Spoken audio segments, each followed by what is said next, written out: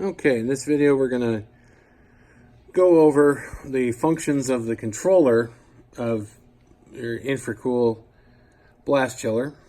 Right now the blast chiller is off, and to turn it on, you just press this button here and hold it for just a couple seconds, and the display will show on. And we've been testing this out, so right now it's about 3 degrees inside the chamber in here.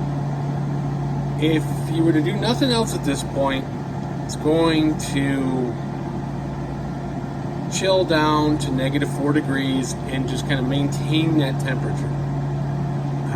That's not what we're really looking to do here, so we're going to go in and show you actually how you're going to run a program to blast chill your gelato.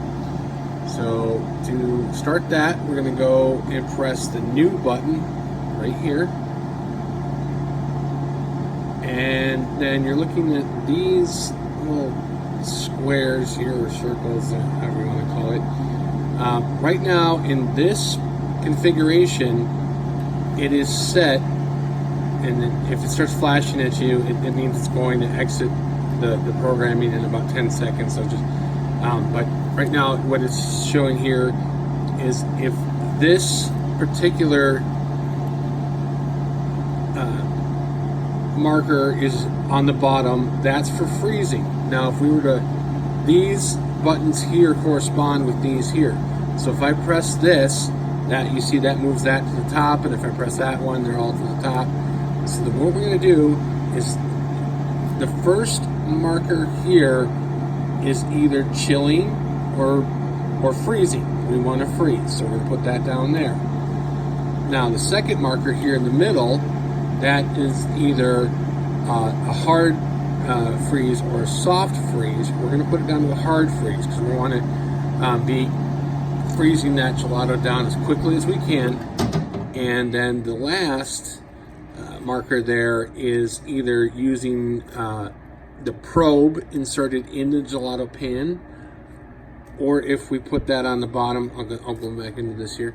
If we put that marker on the bottom, that means it's just going to go into a 240-minute cycle of holding that temperature at -31 in the actual cabinet temperature, which, you know, inside the chamber here. So you can either always, for blast chilling, always leave these two the same, but this one you can either use the probe in the pan if it's up there, or move it down there for just a 240-minute cycle at -31 in the chamber. And then after that 240-minute cycle ends, it's going to go into a hold at -4 inside that chamber. So on the probe, you go to choose to go that route. It's also a 240-minute cycle, but it's going by the temperature of the probe, and it's going to hold that at a -0.4, so just under 0 degrees Fahrenheit on the probe. And then after it does that, it holds for 240 minutes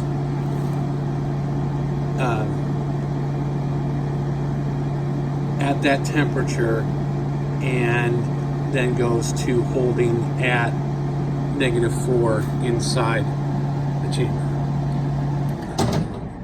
So based on your preferences, you can choose either to go probe or no probe, and the probe's going to be holding right here inside this holder here. Just put it in your gelato pan, and then once you're done with all that and you've removed your gelato, they recommend to run a defrost cycle. And to do that, you're just going to press this button right here and hold that, And then if you see this right here, that means that you're now in simply a defrost cycle where it's going to just remove any frost inside that cabinet there and remove the moisture from inside there, so that you don't end up getting mold growing or anything along those lines. And then anytime you want to just shut the machine off, you're going to press and hold this key here where my thumb is. It's going to show off on the machine. And that is how you work the controller on the blast chiller.